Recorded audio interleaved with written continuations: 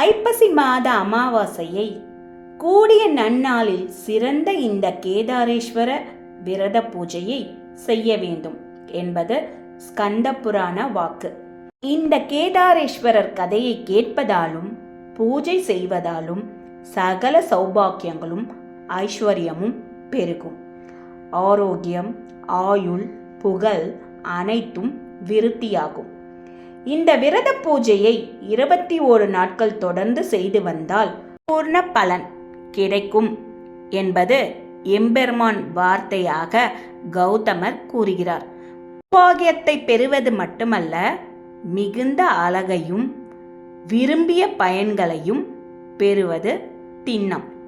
இந்த பூஜையை முறைப்படி எல்லாரும் செய்யலாம். புரட்டாசி சுக்லாபட்சம் அஷ்டமி திதியில் தீபாவளி அமாவாசை வரை செய்ய வேண்டும் என்கிறது ஸ்கந்த புராணம். பூஜை அன்று கும்பத்தில் நாணயம், தங்கம், பவளம் இப்படி தங்களால் இயன்றவைகளை போடவும். கும்பத்தின் மேல் 21 இலைகளை கொண்ட சரடை போட்டு வைக்கவும்.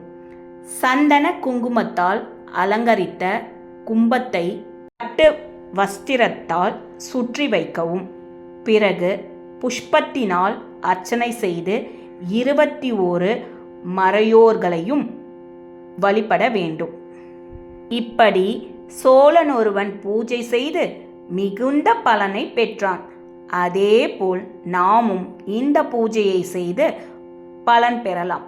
இப்பூஜையை செய்த பின் 11 சுமங்கலிகளுக்கு தாம்பூலத்துடன் இந்த பூஜை புத்தகத்தையும் வைத்து கொடுக்கவும்.